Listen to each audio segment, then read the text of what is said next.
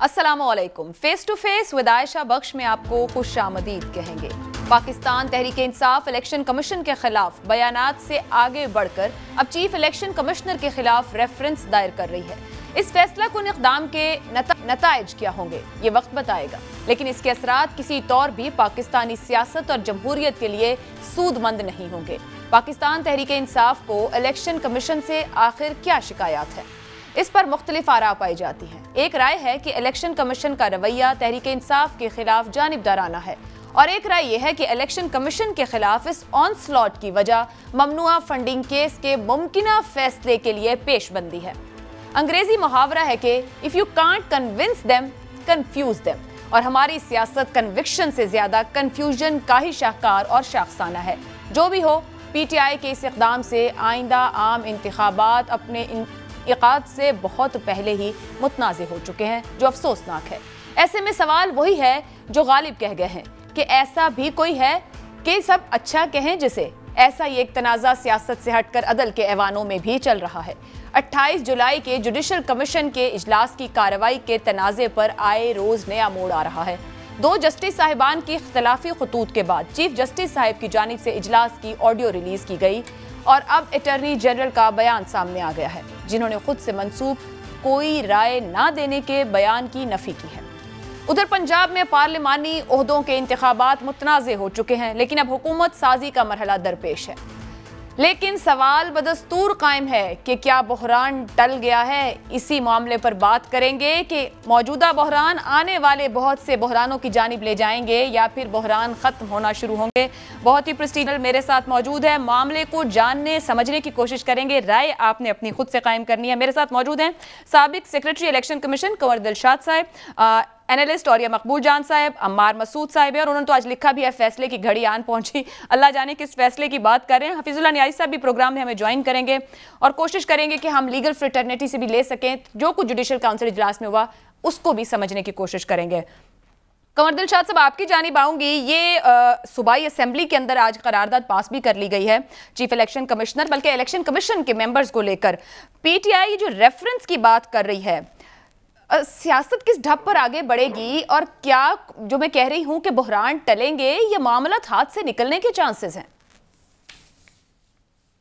नहीं, मुझे बड़ी हैरानगी हुई कि चौधरी परवेज लाई साहब जैसे जहांदीदा पाकिस्तान के सियासतदान, उनकी मौजूदगी में ऐसी कोई करारदाद सूबाई असम्बली में पेश हुई जो इलेक्शन कमीशन और चीफ इलेक्शन कमीशन के खिलाफ जारी है।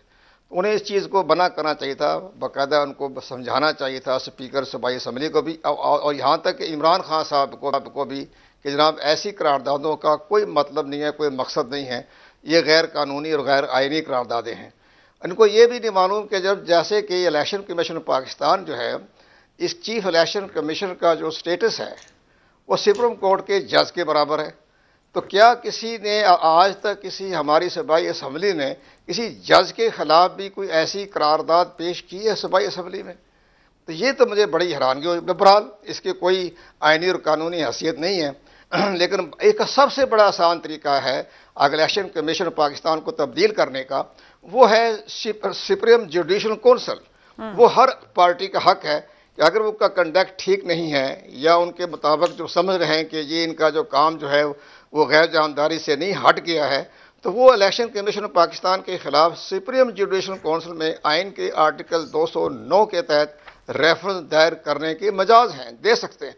और उसके बाद फिर इलेक्शन कमीशन पाकिस्तान अपने डिफेंस में जो भी अपना पॉइंट वो पेश करेगा, तो वो सुप्रीम जुडिशल काउंसिल की अपनी सवाबदीद पर है कि वो कौन किसके मौक़िफ़ को तस्लीम करता है। लेकिन हमारे यहाँ रवायत ये रही है कि जो भी सुप्रीम जुडिशल काउंसिल में केस जाता है, सवाए जस्टिस शौकत अजीज सिद्दीकी के जो अभी तक वो भी अदालतों में जेर समात है, कोई किसी के खिलाफ फैसला नहीं आया है। यहाँ तक कि बहुत पावरफुल जज काजी फाइज ईसा को जो प्रेसिडेंट ने प्राइम मिनिस्टर की एडवाइस पर रेफरेंस भेजा, वो भी रिजेक्ट हो गया। तो यहाँ इनके पास ऐसा कौन सा मटीरियल है जो वो इलेक्शन कमीशन ऑफ पाकिस्तान के खिलाफ सुप्रीम जुडिशल काउंसिल में जाएगा? जहाँ तक हमें हमारी इतला के मुताबिक अगर ये सुप्रीम जुडिशल काउंसिल में जाते हैं तो इलेक्शन कमीशन ऑफ पाकिस्तान के पास बेपनाह मटीरियल है जो वो बताएंगे कि हमारे साथ क्या सलूक होता रहा 3.5 साल तक। और डस्का की रिपोर्ट बड़ी ख़तरनाक है जो अब सामने आ जाएगी सुप्रीम जुडिशल काउंसिल में। तो दिलशाद साहब, इसकी तरफ आहिस्ता आहिस्ता बढ़ते हैं। आपने कहा कि इसकी कोई आईनी और कानूनी हैसियत नहीं है, ये सूबाई असेंबलियों में करारदाद पास करते हैं, ये हैसियत नहीं रखती। आपने जस्टिस काजी फाइज ईसा केस के हवाले से बात की, उस पर हुकूमत गलती, जो उस वक्त की हुकूमत थी, उन्होंने गलती भी तस्लीम की और फिर ये भी कहा कि वो हमारा फैसला नहीं था। मगर क्या अभी जो इनका इरादा है कि ये जुडिशल कमीशन में ले जाएं इस मामले को, PTI reference chief election commissioner या इलेक्शन कमीशन के खिलाफ, आप समझते हैं इतने तवाना सबूत मौजूद हैं? अभी तो एक मुलाकात का हवाला दिया जा रहा है कि फैसला लिखने के बाद की गई मुलाकात, ये जो हुकूमती इत्तेहाद है उसको वजह बनाया जा रहा है ये, मगर जो इल्जाम और मौक़िफ़ है ये साबित कर पाएंगे, स्ट्रॉन्ग एविडेंस रखते हैं पीटीआई? इसमें देखें जी, बाकी इलेक्शन कमीशन के चीफ के पास दो इख्तियारात हैं, इनके पास दो स्टेटस हैं। पहला स्टेटस ये है कि वो इंतज़ामी मामलात के सरबराह हैं, तमाम एडमिनिस्ट्रेटिव प्रॉब्लम होते हैं, पॉलिटिकल मामलात भी होते हैं, क्योंकि इलेक्शन कमीशन एडमिनिस्ट्रेटिव पॉलिटिकल मामलात भी देखता है। और इसके साथ साथ अदलिया के पास उनके इख्तियारात हैं, आइन के आर्टिकल 204 के तहत भी इख्तियारात हैं, आर्टिकल 222 के तहत भी पनाह इख्तियारात हैं। इतने इख्तियार तो चीफ जस्टिस पाकिस्तान को भी नहीं है, जिनके पास आर्टिकल 222 के तहत इनके पास इख्तियारात हैं। और उसके पास ये भी इख्तियारात हैं कि इलेक्शन कमीशन पाकिस्तान के इख्तियारात को कदर नहीं लगा सकते, कम नहीं कर सकते, ये भी इख्तियारात हैं। आर्टिकल 220 भी इख्तियारात हैं। लेकिन मैं ये कह रहा हूँ, अब भी ठीक है, अगर इमरान खान साहब की पार्टी के पास इनके खिलाफ कोई जामा मटीरियल मौजूद है तो जरूर जाना चाहिए। ठीक है, बिल्कुल हम इसके बारे में जाना चाहिए ताकि वहां बात सामने खुल के आ जाए भी क्या कौन सी ऐसी बात है। लेकिन जहां तक ये सरकारी वफद गया है, इसकी कोई वैल्यू नहीं। सरकारी वफद में तो शाह महमूद कुरैशी भी परसों मिला है, इसके बाद हमारे पुराने दोस्त जो है हमारी अख्तर साहब भी कल मुलाकात हुई है, इसी तरह सैफुल्लाह नियाजी ने मुलाकात की है, 5 वफाकी साबिक वज़रा ने इनसे मुलाकात की है। इसको मुलाकात करने में क्या है, चाय पिए, अपनी बातें करके घर आ जाएं। तो ये सारे चलते रहते हैं मामला। वो अकेले मुलाकात तो करते नहीं, पूरा कमीशन बैठा होता है, उस कमीशन के सामने बातें होती हैं। ये मुलाकात बहरहाल इनके पास मटीरियल है तो वो जरूर जाएं। और ये मकबूल जान साहब, कौर साहब कह रहे हैं करारदादें जो ये मंजूर कराएंगे असेंबलियों से उनकी कोई हैसियत नहीं, ना आईनी ना कानूनी। आपकी राय में इलेक्शन कमिश्नर लगाने का और उनकी सैंक्टिटी को लेकर, किरदार को लेकर इमरान खान साहब खुद क्रेडिट लेते रहे जब लगाया, फिर मामलात खराब हुए, उन्होंने ये भी कहा कि फौज का इंतखाब, मामलात कहाँ से आपके ख्याल में खराब हुए? अब उनको पोलिटिकली वो ड्रैग करते हैं कि फला फला पोलिटिकल लीडर्स मिले। आपके ख्याल में अहमियत है पोलिटिकल लीडर्स के मिलने की? नहीं, ये तो कोई अहमियत नहीं है। ये बात कमर दिलशाद साहब बिल्कुल ठीक कहते हैं कि पॉलिटिकल लीडर्स हमेशा इलेक्शन कमीशन से मिलते हैं और एक अलहदा भी मिल सकते हैं। अलहदा मिलने में क्या हर्ज है, अगर तो कोई उसका इफेक्ट नहीं हो रहा। अपोजिशन भी मिलती है, बाकी मिलते हैं। लेकिन ये बात कि सुप्रीम जुडिशल काउंसिल में जाना, इसके लिए आपको बहुत ठीक ठाक एविडेंस चाहिए। मसला पता है क्या है? मसला यह है कि इस वक्त पाकिस्तान की जो इकोनॉमिक कंडीशन है, उस कंडीशन को गुफ्तगू को ड्रैग करने के लिए हम एक आर्टिफिशियल किस्म की गुफ्तगू कर रहे हैं यहां पाकिस्तान के अंदर बैठ के। हम पाकिस्तान के माशी मसले को नहीं रो रहे, हम ये नहीं समझ रहे कि अगले 2-1 महीने के अंदर हम गंदम कहां से लेके आएंगे, हम ये नहीं रो रहे कि अगले सूरत हाल के अंदर आपके एलएनजी पेट्रोल कहां से आएंगे। हम ये रो रहे हैं कि 8 साल से एक केस चल रहा है फॉरेन फंडिंग का, और उस फंडिंग के अंदर क्या फैसला आने वाला है। अब वो फैसला अगर इलेक्शन कमीशन ले भी आए और वो उसके बाद 2 इख्तियारात हैं जो वो कर भी ले कि उसका एक निशान बल्ले का छीन ले और साथ वो जब्त कर ले, और फिर उसके बाद रेफरेंस करेगा, वो किसको करेगा? रेफरेंस करेगा गवर्नमेंट को। गवर्नमेंट जाएगी सुप्रीम कोर्ट को, वो एक लंबा इशू है, 63, 64 में आएगा, पर पार्टी के पाबंदी की दरखास्त चलेगी, पर लंबा चौड़ा मसला, वो भी अगले एक ट्रक की बत्ती के पीछे लगाने वाला इशू है। ये एक नेशनल इशू है कोई। अच्छा, फिर इमरान खान साहब ने एक करारदाद मंजूर कर ली, उसके अंदर वो भी शायद इस ट्रैप के अंदर आगे यही गुफ्तगू की जाए, क्या ये पाकिस्तान के इस वक्त के मौजूदा मामलात के अंदर हमारे मसाइल हैं? नहीं है। पाकिस्तान का और ये साहब सर कतई कलामी की माजरत, जब आप ये कहते हैं मसला नहीं है सर, मगर हम तो बार बार ये बहस कर रहे हैं कि जितना सियासी अदम इस्तेहकाम इस मुल्क में है गुज़िश्ता कुछ सालों में, इसी ने तो मईशत को इस दोराहे पर ला खड़ा किया है। सियासी तौर पर इतना जिसे कहा जाए मड हो गया है, धुंधला गया है मंजरनामा, मईशत तो तरजीह नहीं है, तरजीह तो कुछ और है। तो जब आप जरा 2-2.5 साल के अंदर से गिन लें ना, तो आपको लगेगा कि अचानक ग्राफ कब ऊंचा हुआ है सियासी अदम इस्तेहकाम का। आपको जो गुज़िश्ता 3 महीने के अंदर नजर आएगा। एक जाहिल आदमी भी समझता है कि पाकिस्तान के अंदर जो सियासत, अब इसका जिम्मेदारी इमरान खान को डालें, शहबाज शरीफ को डालें, जिसको भी डालें, लेकिन पाकिस्तान के अंदर माशी डिक्लाइन का भी ग्राफ नीचे इस वक्त इसी 2-3 महीने में क्या है। पिछले बेशक जो मर्जी कहें आप, बेशक काज़ाज़म से चलता चला आ रहा था जी, तो फलाना रख के गया था, लेकिन असल मसला यह है कि इस 3 महीने के अंदर आपका पॉलिटिकल इंस्टेबिलिटी भी आई है, आपकी रिफ्ट भी शुरू हुई है, आपका सारा मामला भी इसी मामले के अंदर है। आपका मामला यह है कि आप इतने ऑब्वियस हो गए हैं। जनरल महमूद को आपने भेजा था जॉर्ज टेनेट से मिलने के लिए कि जाओ कुछ मांग के लेके आओ, ठीक है, वो तो 9/11 आ गया, आपकी बात छुप गई। अब तो आप ऑब्वियस हो गए हैं। आप मुझे ये बताइए कि आप अमेरिका किस तरह IMF को इन्फ्लुएंस करेगा, बाकी क्या करेगा, आगे आपने क्या करना है, इस पे कोई डिस्कस नहीं कर रहा। फिर बात औरिया साहब, फिर बात वहां आती है कि IMF के साथ जो मुआहिदा था उसको तो तोड़ा गुज़िश्ता हुकूमत ने, जब आपने पेट्रोलियम सब्सिडी दी जो कि आपके मुआहिदे की खिलाफ वर्जी थी। देखिए IMF जो है, आप नेशनल पॉलिटिक्स के अंदर इंटरनेशनल मामला तो ऐड नहीं करेंगे। सुन लेना, 6 दफा रिव्यू हुआ है ये IMF मामला, 6 टाइम्स। आप 7वीं दफा रिव्यू करते, 6 दफा रिव्यू हुआ ना। पहला ये 2 साल पुराना मुआहिदा था, हर दफा रिव्यू हुआ। और पहली बात यह है कि एक और बात बताऊं आपको, सब्सिडी कभी नहीं लिखा था IMF के अंदर। IMF कहता है मुझे इतने तुम्हें चीजें लेके आओ। IMF की किसी भी, मुझे कोई बंदा निकाल के दिखा दे कि IMF ये कहता है तुम सब्सिडी ना दो। मैं IMF के मुआहिदों के अंदर रहा हूं, मैं I have been member of ना। वो कहता है इतने करोड़ रुपए जमा करो, आप लोगों की खाल खींच के जमा करो या जैसे मर्जी करो, सब्सिडी दो या ना दो, आप पूरे मुल्क को सब्सिडी दो, पूरे मुल्क। IMF का मसला नहीं होता। तो असल मसला यह है कि मसला हमारा है। मसला हमारा है। अमार साहब, आपकी तरफ गुफ्तगू लाऊंगी, माशी पे दोबारा एंड पर भी आऊंगी। अभी मैं जरा इसी जो हमारे यहाँ इदारे जिस तरह मड स्लिंगिंग हो रही है, तो कोई भी इदारा शायद डिलीवर करने के काबिल ना रह जाए। ये जो इलेक्शन कमीशन का मामला है, मैं फिर वही बात कहूंगी कि ये खुद उस हुकूमत की जानिब से की गई तैनाती थी, तैनाती ही नहीं थी, मुशावरत के साथ बेचोगे, मगर तारीफ भी की गई बाद में उसकी। मामला कहाँ खराब हुआ? पिछले दिनों यह भी रिपोर्ट हुआ कि गुज़िश्ता दौर में उस वक्त के वजीर आज़म खुफिया मुलाकात के ख्वाहिशमंद रहे, तो कहा गया कि आप बिल्कुल आएँ, हम पूरा कमीशन के लोग बैठे होंगे, उस दौरान मुलाकात करें। डस्का में जो मामला बना, क्या वो असल धचका लगा कि समझ ही ना आया कि हो क्या गया? कहां से मामला ये लगा कि इदारा और उस वक्त की हुकूमत आमने सामने आ खड़े? क्योंकि उसके बाद फिर मुस्तकिल मामला इस रुख पे बढ़े कि हुकूमत में होते हुए ही इमरान खान साहब ने इलेक्शन कमीशन को चैलेंज करना और उन पर अदम एतमाद का इजहार कर दिया था। जी, मैंने गुफ्तगू सुनी और आपका सवाल भी सुना। देखिए, अब तक मेरे ख्याल में तमाम समझदार लोगों को समझ आ जानी चाहिए कि इमरान खान की सियासत जो है बुनियादी तौर पर 3 चीज़ों पर उनकी सियासत है। इल्ज़ाम है, बहतान है, और मौजूदा जो अब उनका रवैया है वो हिज़यान के मानी में आता है, जिसमें आदमी को कुछ समझ नहीं आ रही होती। जो इलेक्शन कमीशन के साथ उनके मामला हैं, अभी ज़िमनी इंतखाबात हुए पंजाब में, उससे पहले उन्होंने इल्ज़ामात की भरमार कर दी और लोगों को कहानियां सुनाई। मिस्टर एक्स ने मिस्टर वाई को फ़ोन किया, वाई ने जेड को फ़ोन किया, जेड ने फिर ए को फ़ोन किया, और बहुत बड़े पैमाने पर धांधली हो रही है। और पता ये चला कि तहरीक इंसाफ वो नशिस्तें बड़े पैमाने पर जीत गई। इस पर जरा भी शर्मसारी का इजहार नहीं किया गया, जरा भी अपनी खिफत मिटाने की कोशिश नहीं की गई, कुछ खाने की कोशिश नहीं की गई। वो बहतान, वो इल्ज़ाम उसी तरह कायम रहा। और अब जो कि सबसे बड़ा खौफ है तहरीक इंसाफ के लिए, वो फॉरेन फंडिंग केस है। ये अब हम सब जानते हैं, और उसकी जैसे जैसे परतें खुलती जा रही हैं।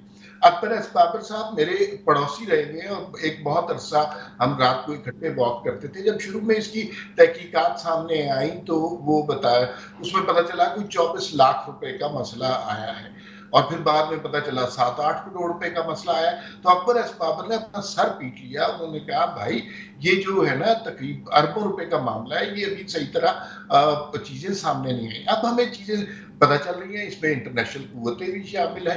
इसमें आरिफ नकवी साहब का केस आपने देख लिया, एक ऐसा शख्स ये सब कुछ फंडिंग अरेंज कर रहा था जो कि मतलब 291 साल के लिए अमेरिका में मौजूद है। आज की जो स्टोरी है आपकी नजर से यकीनन गुजरी होगी कि अब आरिफ नकवी और इमरान खान के दरमियान ब्रिज कौन बना था? इंडियन लोग भी थे, वो सारे मिलकर इमरान खान को प्रोजेक्ट इमरान खान फंड करने की कोशिश कर रहे थे। अब ये सिचुएशन सामने आ जाएगी। एक बात तो ये है कि ये तहरीके इंसाफ नाम बदल के सामने आ जाएगी, कोई फर्क नहीं पड़ता, नाम चला जाएगा, निशान चला जाएगा, तो इससे क्या फर्क पड़ता है? बात सिर्फ इतनी नहीं है। इमरान खान ने जो करप्शन का बयानिया लोगों के जहनों में ठोसा है, हमारी खोपड़ियों को खोलकर उसके अंदर ये बात डाली है कि उनके अलावा सारे सियासतदान चोर, डाकू, गद्दार और काफिर है।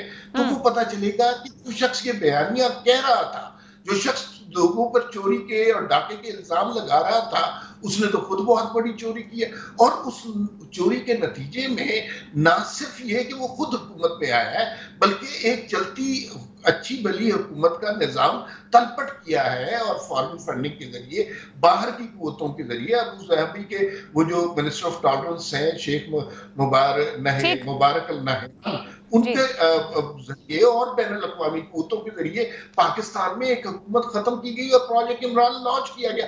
तो उनके बयानिए को बुनियादी तौर पर बहुत बड़ा झटका लगेगा, और जो लोग उनको मसीहा समझ रहे हैं और समझ रहे हैं ऐसा नेक पाकबाज आदमी दुनिया रूए जमीन पर आज तक नहीं आया, उनको थोड़ी सी ठीक है अमार साहब। मगर फिलहाल ये तो नजर आता है कि उनके पीछे वोटर खड़ा है, और ये भी हालिया ज़िमनी इंतखाब ने बताया भी। मगर ये जो बयानिया है, ये बयानिया दोनों जानिब से मौजूद है। जो अमार साहब कह रहे हैं कि 18 का इंतखाब, और अभी जो औरिया साहब बात कर रहे हैं कि गुज़िश्ता 3 माह जो थे उसने निज़ाम यहाँ तक लाया। इमरान खान साहब ने गुज़िश्ता 3 माह में जो उनकी राय का इजहार रहा इदारों को मुखातिब करते हुए, जरा उस पर नजर डाल लेते हैं।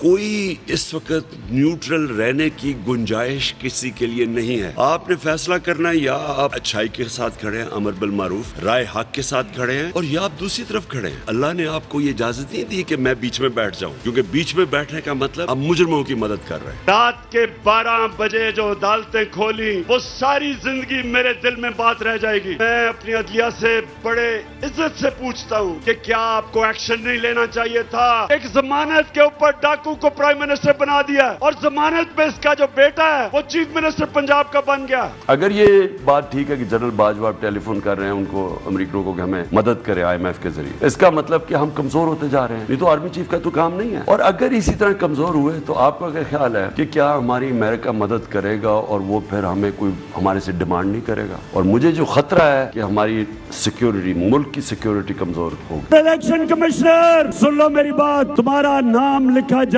उधर पाकिस्तान के गद्दारों में। अगर तुमने ये इलेक्शन के अंदर जिस तरह अभी तक धांधली हो रही है, जो सिंध के इलेक्शन में, जिस तरह लोकल गवर्नमेंट इलेक्शन में जिस सतह की धांधली हुई, इलेक्शन कमिश्नर तुम्हें नींद कैसे आ जाती है? तुम्हारे जमीर से कोई आवाज नहीं आ रही? तुमने अल्लाह को जवाब देना है, ये चोरों को जवाब नहीं देना।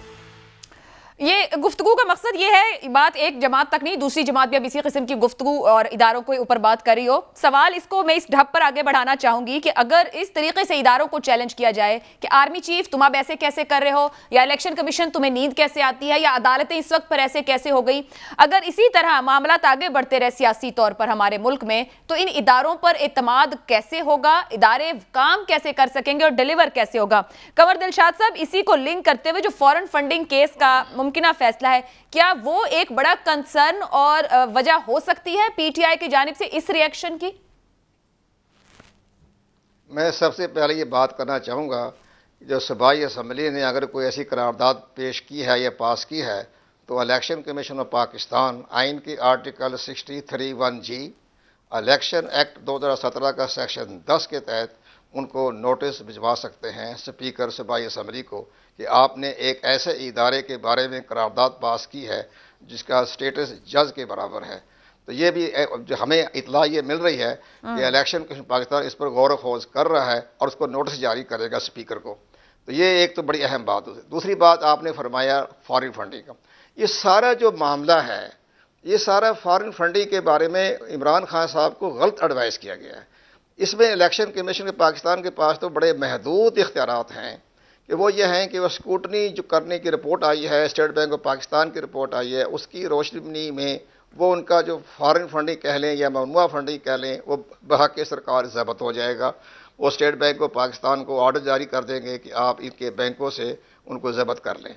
अब इसके बाद दूसरा साइड इफेक्ट, जैसे इमरान खान साहब परेशान हैं या रंजीदा हैं, या वो चीफ इलेक्शन कमिश्नर साहब से अलहदा मुलाकात करने के ख्वाहिशमंद हैं, वो उनका अपना एक ख्यालात होंगे, हमने चीफ साहब से अलहदगी में क्या बात करना चाहते हैं।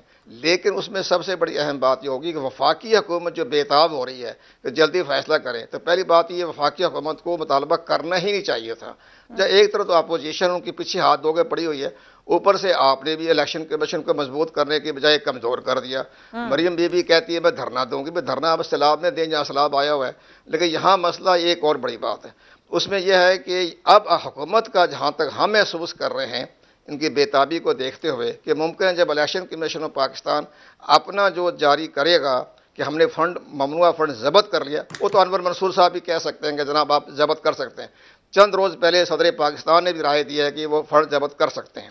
अच्छा, अब यहाँ ये मामला होगा जब जब्त कर लेंगे तो वफाकी हुकूमत इलेक्शन कमीशन के फॉरेन फंडिंग की जब्त करने के बाद एक रेफरेंस आर्टिकल 17 के तहत और इलेक्शन एक्ट 2017 का सेक्शन 212, 213, 214 के तहत वो सुप्रीम कोर्ट ऑफ पाकिस्तान में रेफरेंस भेजेंगे कि जनाब इस पार्टी के ममनुआ फंडिंग जब्त हो गए हैं, इसका मतलब यह है कि ये पार्टी फॉरेन एडेड पार्टी है। तो वो फिर इलेक्शन कमीशन पाकिस्तान एक साइड पे हो गया, उस ख़त्म मामला गया, उसका किरदार ख़त्म हो गया। अब वफाकी हुकूमत जो है इसको केस को लेके जाएगी सुप्रीम कोर्ट ऑफ पाकिस्तान में आर्टिकल 17 के तहत कि इसको आप करदम करार दे दें। अब सुप्रीम कोर्ट ऑफ पाकिस्तान ने फैसला करना है कि वह वफाकी हुकूमत के रेफरेंस को मुस्तरद करती है, एक्सेप्ट करती है। इसका बड़ा एक पंडोरा बॉक्स खुल जाएगा, वहाँ फिर वफाकी हुकूमत फरीक बन जाएगी। इलेक्शन कमीशन तो ख़त्म हो गया अपना फैसला चंद लाइनों में देने के बाद। इसलिए मैं समझ नहीं आ रहा कि इमरान खान जो है इलेक्शन कमीशन के पास एक महदूद इख्तियारात के हामिल इदारे के पीछे हाथ धो क्यों पड़ गए। लेकिन जहाँ तक उनकी लैंग्वेज, बॉडी लैंग्वेज, उनकी ज़बान, उससे हमें यह मालूम हो रहा है कि वो इलेक्शन कमीशन को बुरा भला नहीं कह रहे, वो इस्टेब्लिशमेंट को बुरा भला कह रहे हैं। इसकी मैं मिसाल छोटी देता हूँ। जब जस्टिस इरशाद साहब थे चीफ इलेक्शन कमिश्नर, तो उनके खिलाफ तमाम सियासी जमातें हाथ धोके पड़ गई बुरी तरह।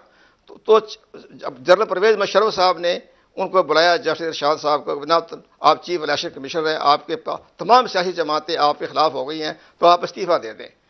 तो उन्होंने कहा कि जी मैं क्यों इस्तीफा दे दूं, ये तो आपको बुरा भला कह रहे हैं, मैं तो छोटा सा आदमी हूं, छोटे से इदारे का सरबराह हूं, ये मेरी आड़ में आपको बुरा भला कह रहे हैं, मुझे नहीं कह रही है। कि हुकूमती इत्तेहाद के रहनुमाओं से मुलाकात पर चीफ इलेक्शन कमिश्नर के खिलाफ रेफरेंस फाइल नहीं हो सकता, ये इतना ही सिंपल है? नहीं हो वो अगर उसी बुनियाद पर जाएंगे सुप्रीम जुडिशल काउंसिल, वो उसी टाइम सुप्रीम जुडिशल काउंसिल उसको रजिस्ट्रार ऑफिस में ही उसको वापस कर देंगे। ठीक है, बहुत बड़ी मैंने जो अभी गुफ्तगू सुनवाई और कंवर साहब ने भी जो बात की कि उन्होंने कहा कि हम बाहर धरना देंगे, जो हुकूमती इत्तेहाद भी उठकर आ गया कन्फ्रंट करने, और वो भी अब इतराजात उठा रहे हैं इलेक्शन कमीशन के ऊपर कि 8 साल की ताखीर की वजह फैसला देते नहीं है, ये मिले हुए सब कुछ, और वो भी दरमियान में एस्टैब्लिशमेंट का लिंक भी डालते हैं। अब आपसे सवाल यह है कि ये सियासत इतनी ज्यादा इदारों में, थोड़ा सवाल है उस किस्म का कि इसको क्लियर कीजिएगा, इदारों में सियासत चली गई है या इदारे खुद इतने सियासत ज़्यादा हो गए हैं कि उनको भी अब अपना आप बचाना मुश्किल हो रहा है इस सियासत से? देखें, कंवर इरशाद साहब उस वक्त, जिस माने के इरशाद साहब की बात की, जब बलूचिस्तान में उस वक्त इलेक्शन कमीशन थे, मैं वहीं बलूचिस्तान में, मैं ख्याल में चाकी में था जब ये सारा कुछ मसला चला था और पूरी अपोजिशन के खिलाफ हुई थी। असल मसला ये है कि जो मैंने पहले दिन से बात कर रहा हूं कि ये जो इमरान खान साहब की पार्टी के खिलाफ आगे जो कार्रवाई करनी है वो करनी है हुकूमत ने, और फैसला करना है सुप्रीम कोर्ट ने। ना हमारे यहाँ किसी एक जो मरियम नवाज को भी नहीं पता कि इलेक्शन कमीशन के पास तो इख्तियार ही नहीं है। इलेक्शन कमीशन के पास जो बात उन्होंने किया, इख्तियार इतना सा है कि ज्यादा से ज्यादा ये कर सकते हैं कि इमरान खान साहब का बल्ला उससे छीन सकते हैं, वो विकटे ले आएगा या कोई और ले आएगा, इतना इख्तियार है। उसके बाद सुप्रीम कोर्ट में जाएगा, लंबा काम सारा कुछ है। आप उससे पहले आप नेशनल अवामी पार्टी को आप कलअदम करार डाल चुके हैं, क्या पर पता चला? आप मुजीब रहमान की अवामी लीग को करा चुके हैं, क्या पता चला? फिर सबसे बात यह है कि आप डायरेक्ट कन्फ्रंटेशन में आएंगे, यानी शहबाज शरीफ साहब रेशन भेजेगा ना इमरान खान के खिलाफ, इसकी पार्टी को बैन करो, ठीक, एविडेंस आपको लड़ाई लड़नी पड़ेगी। अब मुझे यह समझ नहीं आती कि पाकिस्तान का हर तज्जिया निगार, हर बड़ा आदमी, ओ जी इलेक्शन कमीशन का ये वजह है, और इमरान खान साहब को भी पता नहीं किसने बता दिया हुआ है कि ये सूरत हाल है, और खान साहब का जाहिर बात है अपना मसला है, वो उनको समझाने की बात है कि भाई इस तरफ नहीं जाना चाहिए, आप इसके साथ आगे इसको आगे लेके चले। जहां तक इस बात का तल्लक है, पाकिस्तान की सियासत 17 जुलाई से पहले और 17 जुलाई के बाद बदल चुकी हुई। इसका अगर किसी को आज भी इदराक नहीं है तो अहमकों की जन्नत में रहता है। ये जो 15 सीटें पीटीआई ने जीते हैं, ये वो सीटें थी जो गुज़श्ता कम से कम 50 साल से एस्टैब्लिशमेंट की सीटें थी। ये बंदे उठाते थे, नून लीग में जाते थे, नून लीग जीत जाती थी। ये बंदे उठाते थे, पीटीआई में जाते थे, पीटीआई की हुकूमत बन जाया करती थी। ये सारे के सारे वो थे जो इलेक्टेबल्स थे। मैंने 1000 दफा कहा है कि पाकिस्तान के अंदर वक्त के साथ साथ इलेक्शन वाले दिन धांधली मुश्किल हो रही है। मैंने कम से कम 5 मुख्तलिफ किस्म की दफा मैं रिटर्निंग ऑफिसर के तौर पे इलेक्शन में कराए हैं, मुझे अंदाजा है कि क्या सूरत हाल है। मार्जिन इतना बढ़ चुका हुआ है, सूरत हाल इतनी हो चुकी है कि आप रियलिटी को नहीं समझ रहे। देखिए मेरी बात सुने, मैं जुलाई के 1970 के अंदर मैं गया था, 71 के अंदर मैं गया था मशरकी पाकिस्तान। आपने अवामी लीग को कलअज़म करार दे दिया, आपने कहा गद्दार है, सब कुछ है। 163 फिर से 161 सीटें वो जीत चुका था, लोग मानने को तैयार नहीं थे। आपने ज़िमनी इलेक्शन करवाए, आपने जमात इस्लामी को सीटें दिलवाई, आपने मुस्लिम लीग को सीटें दिलवाई, आपने पीपल पार्टी की हुकूमत बनाई, जुल्फिकार अली भुट्टो को आपने वजीर खारजा बनाया, नूरुल अमीन को आपने सदर बनाया। नहीं चल सका भाई। बिल्कुल दुरुस्त औरिया साहब, ये कलअज़म करार देना और गद्दारी कभी भी नतीजा खेज नहीं हो सकी। मुझे एक ब्रेक लेनी है, ब्रेक से वापस आऊंगी तो जो सवाल छोड़ा 17 जुलाई से पहले और बाद की सियासत, इस पर अम्मार साहब की राय लेंगे कि क्या वाकई हकीकत पसंद लोग नहीं है, समझ नहीं पा रहे। इस ब्रेक के बाद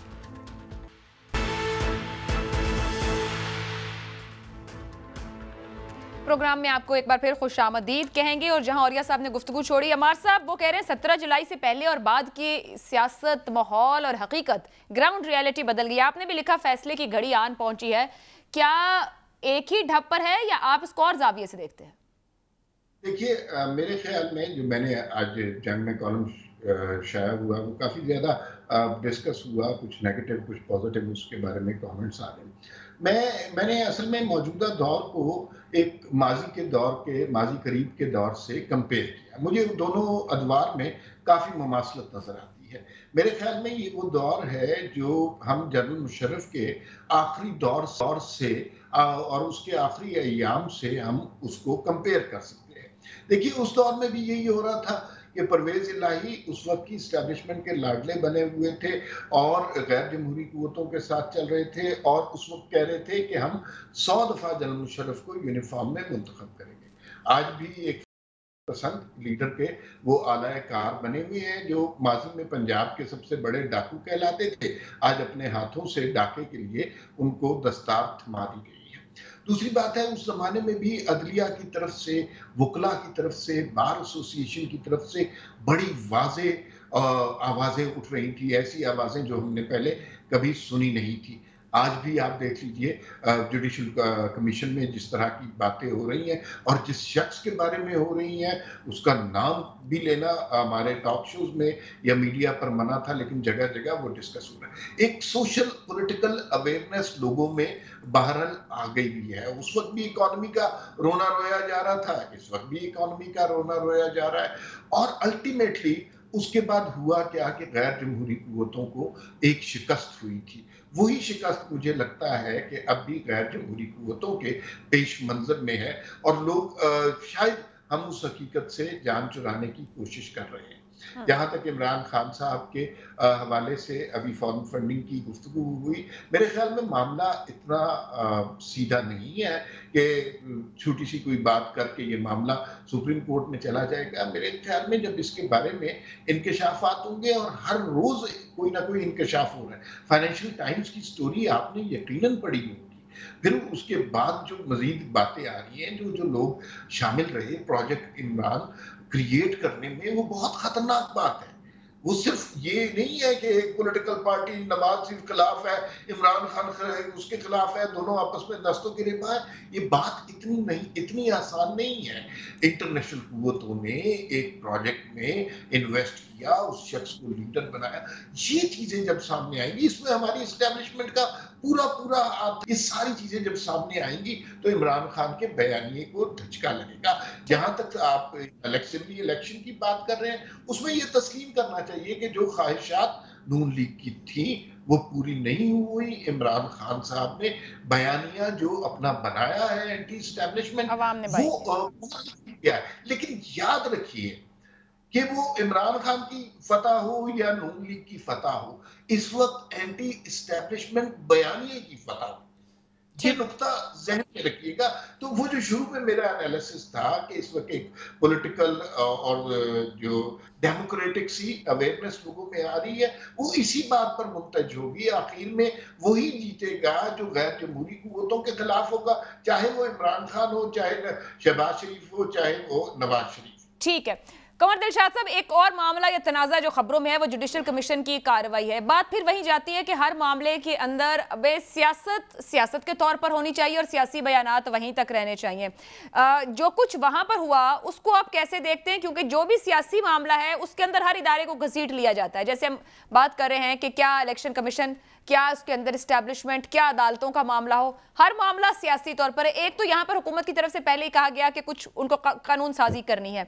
अब जो वहां तनाज़ा बढ़ा उसके ऊपर भी मुख्तलिफ आरा सामने आना शुरू हो गई। आपके ख्याल में आप उसको मुस्बत अंदाज में कंक्लूड होते देखते हैं? देखिए, जुडिशल कमीशन का जो जहाँ तक सवाल है वो तो ज़ाहिर है कि चीफ जस्टिस पाकिस्तान भी जो है के बारे में दो मोअज़्ज़ज़ जजों ने भी, अटॉर्नी जनरल पाकिस्तान ने भी और काजी फ़ाइज़ ईसा साहब ने भी बड़े सही तौर पर अपना पार्टी को पेश कर दिया। लेकिन हमें उधर नहीं जाना चाहिए, हम इधर रहते हैं, वो बड़ा सेंसिटिव मसला है, वो खुद ही तय करते रहेंगे। अब मैं एक और बात करूं, आज उन्होंने जो करारदाद पेश की है इलेक्शन कमीशन पाकिस्तान के खिलाफ, इससे ज़्यादा ख़तरनाक करारदाद जो थी वो कौमी असम्बली में इमरान खान के खिलाफ की कि जनाब इन्होंने पाकिस्तान की सलामती पर हमला किया, मुल्क 3 टुकड़े बन जाएगा, और इस्टेब्लिशमेंट के बारे में जो उनके ख्यालात थे वो उसको उन्होंने करारदाद मज़म्मत पेश की है और पास भी हो गई, कोई असर नहीं हुआ, ठीक है। इस तरह सुप्रीम कोर्ट ऑफ पाकिस्तान ने सदारती रेफरेंस के हवाले से ये कहा कि इमरान खान, असद, कैसर और ये कासिम सोरी साहब और इसका इवन प्रेसिडेंट पाकिस्तान के ख़िलाफ़ जो है वो आर्टिकल 6 है वो लागू हो सकता है कि उन्होंने आइन की खिलाफ वर्जी की, उसकी भी कोई हैसियत नहीं, खामोश बैठ गए। तो अब ये जो छोटी मोटी जो करारदादें आ रही हैं इसका भी इलेक्शन कमीशन की सेहत पर कोई असर नहीं पड़ेगा। लेकिन जैसे अभी मेरे दोस्त अमार मसूद की मैं कार में बात सुन रहा था तो उन्होंने जो बात कही है मैं उसको आगे थोड़ा सा लेके जाता हूँ। ये बहुत ख़तरनाक मामला है।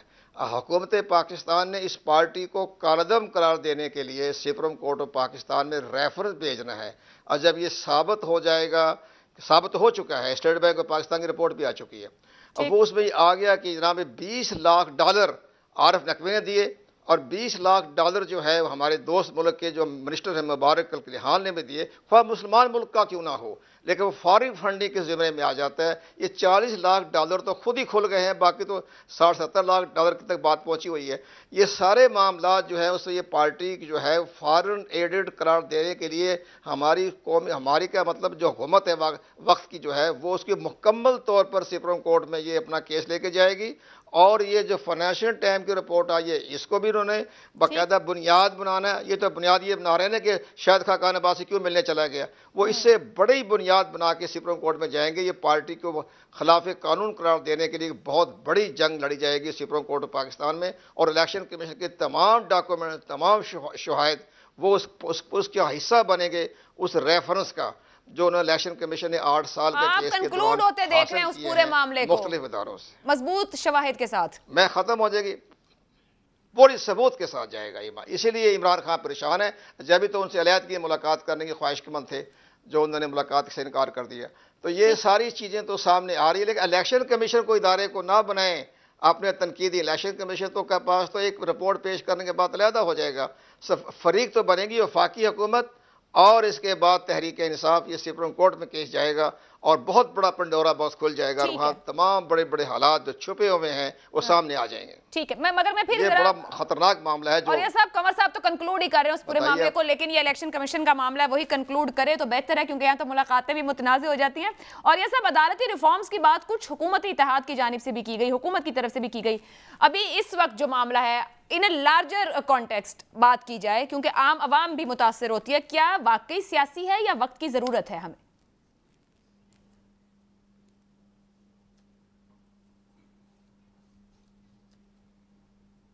देखिए, मैं कंवर दिलशाद साहब से इन्होंने पूरा कंक्लूड कर दिया। पाकिस्तान के तजर्बात एक्सपीरियंस से नहीं सबक ले सकते हम। इराक के सफारत खाने से असला बरामद हुआ था और वो असला बरामद हुआ था नेशनल अवामी पार्टी के नाम पे। एक लंदन प्लान लेके आए थे वहां से, वहां पर ये तो पैसे हैं ना $20 लाख, उस असले का रेफरेंस गया था सुप्रीम कोर्ट में। हजरत किबला जुल्फकार अली भुट्टो वो रेफरेंस लेके गए थे और उसकी बुनियाद पे वो बाकायदा नाअहल हुई थी पार्टी, और उस पार्टी के बाद फिर आर्मी एक्शन शुरू हुआ था और फिर उसके बाद हुआ यह था कि पूरे 4 साल आर्मी एक्शन हुआ था। क्या सीखा आपने? ये मामला सुप्रीम कोर्ट में तय होने वाले हैं। ये वहां तय होने वाले। आप देखें पब्लिक की सूरत हाल क्या है, यही हम कह रहे हैं, रो रहे हैं कि 17 जुलाई से पहले का पाकिस्तान और 17 जुलाई के बाद की सूरत हाल को अगर आप रियलाइज नहीं करते तो आप हमको की जन्नत में रह रहे हैं। लोग नहीं मानेंगे। आप दुनिया की तारीख तो उठाएं, रूसो की कन्फेशंस आई थी जिस वक्त, तो उसने कहा था कि मैंने ये गुनाह किए हुए हैं, और पब्लिक नहीं मानती थी। पब्लिक कहती थी कि फ्रांस के बादशाह ने खुद लिखे हुए हैं। यही हाल जो था वो खुमैनी के बारे में शाह ईरान करता होता था, तो कहते होते थे कि शायद वो नहीं मानते थे, वो कहता ये भाग के चला गया था, भगोड़ा था। पब्लिक की एक सूरत हाल तो देखें कि पब्लिक किस तरह एब्रप्टली बाहर निकल रही है। मैंने अपनी 77 में देखा था, या उसके बाद अब देख रहा हूं। लेकिन हमारे यहां मसला यह है कि हम उलझे हुए हैं। फाइनेंशियल टाइम की रिपोर्ट क्या की है, फलाने की, ये खसो खशाक की तरह बह जाती हुई चीजें, ये डिसीजन ही नहीं हो पाता। आपका आज भी, आप नेशनल अवामी पार्टी आज भी कलदम है। आप वली खान को बेटे को निकाल के दिखाएं सियासत से, आप अख्तर बेंगल को निकाल के दिखाएं सियासत से, आप खैर बख्शबरी के औलाद को निकाल के दिखाएं, सारे कलदम है। आप कभी तारीख में सीखते ही नहीं है। आप आज फिर उसी जगह खड़े हैं जिस तरह आज 1970 में खड़े थे। पूरी की पूरी सियासी पार्टियों ने मुजीबुर रहमान को रिहा करवाया था। उन सियासी पार्टियों में कौन थे? मौलाना मौदूदी थे, मौलाना मुर्सी महमूद थे, उसके बाद नवाबदार नसरुल्लाह थे, उसके बाद ख्वाजा खैरुद्दीन और पता नहीं कौन कौन मुस्लिम लीग के बड़े बड़े लोग थे। कहा था ये गद्दार नहीं है, हम इसको रिहा कराते हैं। गोलमेज कॉन्फ्रेंस में लेके आए थे। हुआ क्या उसके बाद? हुआ ये कि आपने फिर नहीं सीखा। आपने फिर उसको, जब आप हार गए, आपने कहा ये गद्दार का बच्चा है। तो भाई खुदा के लिए इस मुल्क में रहम खाओ, कम से कम कुछ देर के लिए रहम खाओ। ये एस्टेब्लिशमेंट निकलेगी तो फलानी निकलेगी, एस्टेब्लिशमेंट निकल गई, तुम कहां जाओगे? ये मुल्क कहां जाएगा? हम कहां जाएंगे? अम्मार साहब तारीख से सीखने को तैयार नहीं, और ये एक फैक्ट है। अगर हम अपनी तारीख पे नजर डालें, क्या हाल पे भी नजर डालें, बिल्कुल माजी करीब के 3-4 महीने और पंजाब में जो हालात बने हैं, अभी काबीना तश्कील तक मामला आ गया, लेकिन एक मामला फिर कोर्ट में चला गया है जो कि गुज़िश्ता रोज का इलेक्शन रहा।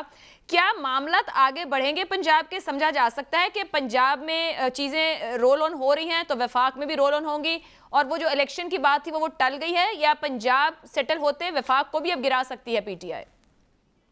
देखिए, जो कुछ पंजाब में हुआ वो बड़ा अनप्रेसिडेंटेड है, और उस तरह हमने अलमिया ये है कि हमने वो काम जो पार्लियामान में, जो असम्बलियों में करने थे, उसके लिए दुड़की लगाना शुरू कर दी अदालतों की जानिब। तो डेमोक्रेटिक फोर्सेस ने जो स्पेस जरा सी उनके पास थी वो भी अदलिया के हवाले कर दी। और छोटे छोटे मामलात में, बड़े मामलात में नहीं कि किसने किस वजीर का हलफ लेना है, अदालतों के पास चले जाओ।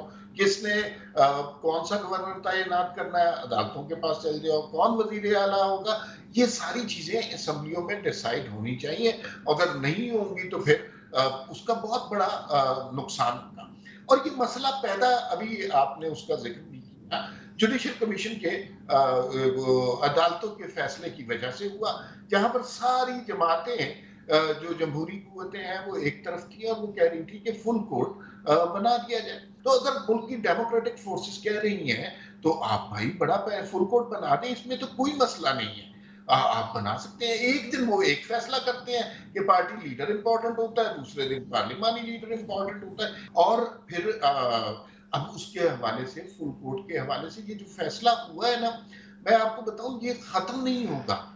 ये गले के, इंसाफ के गले की हड्डी बन जाएगा, और जब तक इसमें दुरुस्तगी नहीं। अब वो कह रहे हैं कि हम प्रेसिडेंशियल ऑर्डिनेंस की तरफ जाएंगे, कि किसी तरह जो है फुल कोर्ट बनाने का मुतालबा किया जाए। दुनिया में ये होता है कि किसी भी जज की क्रेडिबिलिटी पर अगर किसी को शक आ जाए तो साइल जो है वो दरखास्त कर सकता है कि हमें आपके इंसाफ पर एतबार नहीं है, तो हम किसी और जज की तरफ चलते हैं। और ये कोई अनहोनी बात नहीं होती। यहाँ सिर्फ दरखास्त नहीं की जा रही, जो रिटर्न दरखास्त की गई वो तो अलग है। पूरी पाकिस्तान की सियासी जमातें 11-12 वो लगी हुई हैं कि खुदा के लिए, हम ये नहीं कह रहे कि फैसला हमारे हक में कर दें, हम ये कह रहे हैं कि इस फैसले में दूसरे लोगों का ओपिनियन ले ले, फुल कोर्ट बना ले। नहीं, वो 3 लोग ही फैसला करेंगे। तो 3 लोगों ने जो फैसला किया, तो बुनियादी तौर पर लगता ये है कि उन्हें जमहूरी कुव्वतों ने कबूल नहीं किया। फिर आगे वही मौलाना फजलुर रहमान ने कहा कि एक दिन ये कहते हैं कि जो है फुल कोर्ट इसलिए नहीं बना सकते कि जजेस छुट्टी पे गए हुए हैं, दूसरे दिन जुडिशियल कमीशन का इजलास बुला लेते हैं इसलिए कि जजेस छुट्टी पर गए हुए हैं। तो ये बड़ी अजीब सी रवायत है। इसमें मुतनाज़ा कौन हो रहे हैं? देखिए आयशा, छोटा सा कोई मुकदमा हो और किसी की साइकिल चोरी हो, किसी की दुकान से कोई डाका पड़ जाए, किसी की गाड़ी चोरी हो जाए, इस लेवल के मुकदमात से शुरू करते हैं। फिर लोग इंसाफ तलब करने के लिए बड़ी अदालतों में जाते हैं, फिर हाई कोर्ट में जाते हैं, फिर सुप्रीम कोर्ट में जाते हैं, फिर सुप्रीम कोर्ट के टॉप पे एक शख्स बैठा होता है जहां पर आखिरी दाद रसी होती है। और जो बार एसोसिएशन, लॉ मिनिस्टर, ये सारे लोग जो बात कह रहे हैं वो एक नुक्ते पे मुंतज होती है। ठीक है, कि इजलास नहीं हुआ, मुस्तरद हुआ, आप झूठ बोल रहे हैं। ये इतना बड़ा इल्जाम है और इसका डॉक्यूमेंट्री ऑडियो एविडेंस अवेलेबल है।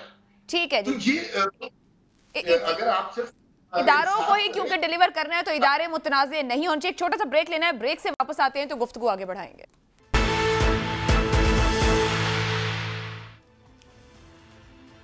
प्रोग्राम के आखिर हिस्से में आपको एक बार फिर खुशामदीद कहेंगे। कुंवर दिलशाद साहब, पंजाब असेंबली के अंदर स्पीकर का इलेक्शन और एक बार फिर मामला अदालत में और दूसरी तरफ हुकूमत साजी हो रही है, क्या बहरान ख़त्म हो जाएगा आपके ख्याल में? जो मामला अदालत में है वो कोई और तरह का नतीजा भी सामने ला सकता है? मैं अपने दोस्तों का बहुत मुझे खुशी हुई और या मकबूल साहब की भी, अबार मसूद की भी, लेकिन एक बड़ी इंपॉर्टेंट बात मैं बताना चाहता हूँ। ये जो कल जो स्पीकर सूबाई असम्बली का जो इलेक्शन हुआ है, ये हमारी नज़र में गैर कानूनी हुआ है।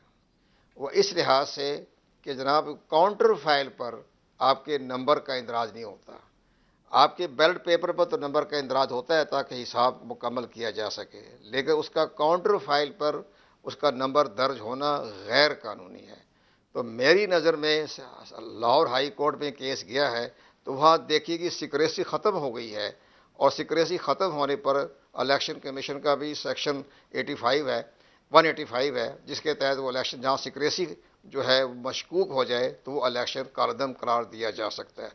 तो ये इलेक्शन एक्ट 2017 का सेक्शन 85 के तहत ये सूबाई असम्बली के स्पीकर का इलेक्शन ये गैर कानूनी करार दिया जा सकता है। ये इसमें काउंटर फाइल पर आपके नंबर दर्ज कर दिया तो गैर कानूनी है। तो इसका ज़िम्मेदार जो है वो सूबाई असम्बली का सेक्रेटरी है, सूबाई असम्बली का अमला है, उनकी मेलाफाइड है। उन्होंने इस चीज़ को गौर व खोज ही नहीं किया कि यहाँ सिक्रेसी जो है वो मुतासर हो गई। अगर स्पीकर के इलेक्शन को जैसे आप कह रहे हैं गैर कानूनी है और इनकी मेलाफाइड इंटेंट आ रही है, यही लेकर गई है ऑपोजिशन वहां पर, तो इसी बुनियाद पर वो कह रहे हैं कि उन्होंने डिप्टी स्पीकर का कॉन्टेस्ट नहीं किया क्योंकि ये उनका मेलाफाइड इंटेंट था, जो नंबर आ रहे थे इसके ऊपर। एक ही इलेक्शन इफेक्ट होगा, दोनों हो सकते हैं? नहीं, डिप्टी स्पीकर साहब तो पता नहीं किस मुआहदे के तहत उन्होंने कागजात जमा नहीं कराए, लेकिन असली बात तो ये जो हुआ है ना, स्पीकर साहब का जो इलेक्शन हुआ है ना, ये तो हमारे अपने तजर्बे की बना पर, मैं तो आयन और कानून की बात कर रहा हूँ, मेरा तो किसी से ताल्लुक नहीं है, ना मुझे सबतैन से ताल्लुक है, ना मेरा परवेज़ लाई से ताल्लुक है। मैं तो ये चाह रहा हूँ कि उन्होंने गलत काम किया है। काउंटर फाइल पर नंबर कैसे आपने दर्ज कर दिए, ये तो गैर कानूनी गैर आईनी हो गया। तो सुप्रीम हाई कोर्ट या सुप्रीम कोर्ट कैसे उसको लीगल करार देगी? ये तो स्पीकर का इलेक्शन ही गैर कानूनी हो चुका है। तो ये मामला मैं आपके बताना चाहता इस प्रोग्राम के, चूँकि हमारा कानूनी बात पर हम बात कर रहे हैं, जुडिशल कमीशन, करारदाद, ये सब करारदाद तो फौरन स्पीकर साहब ने पेश कर दी। लेकिन अब एक जो आज जो कैबिनेट का जो कैबिनेट बनने के लिए जो नामों की फहरिस्त तैयार कर रही है, इसका हलफ कौन लेगा? गवर्नर साहब ने हलफ नहीं लेना, तो क्या इन सब ने अपने जहाज़ में बैठकर, मलक रियाज के जहाज़ में बैठ के इन्होंने वहीं जाना है, सदर जाना है, वहाँ हलफ लिया जाएगा इनसे? तो ये सबसे बड़ी अहम बात, तो ये भी तो बड़ा मसला है। पंजाब के मसले हल कहाँ हो रहे हैं? गवर्नर तो हलफ नहीं लेना इनका, बहरान पे बहरान खड़ा है। और ये साहब जैसे कंवर साहब कह रहे हैं कि अब इनका हल कैसे होगा? जी कंवर साहब कहिए।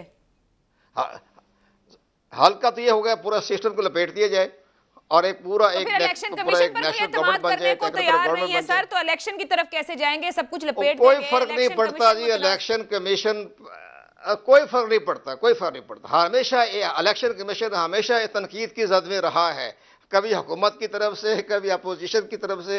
इलेक्शन कमीशन की इस दफा ये हो गया कि हुकूमत सपोर्ट कर रही है और अपोजिशन सपोर्ट, पहले इमरान खान उनकी तनकीद करते रहे as a prime minister of Pakistan. इनकी सेहत पर कोई असर नहीं पड़ता, ये आईनी इदारे हैं, फर्स्ट चीफ जस्टिस पाकिस्तान हो या हमारी अस्करी क़यादत हो या जिस तरह भी इदारे हो, इनकी सेहत पर कोई असर नहीं पड़ता। ख्वाह इमरान खान के 5000 बुलाकर मैं दोनों मेहमानों का भी एक कमेंट ले लूं। और ये साहब मुख्तसरन इलेक्शन की बात कर रहे हैं, निजाम लपेट दे, इलेक्शन की तरफ कैसे जाएंगे? जो माशी अदम इस्तेहकाम है, क्या हम इलेक्शन की कोई तारीख दे सकते हैं या ली जा सकती है?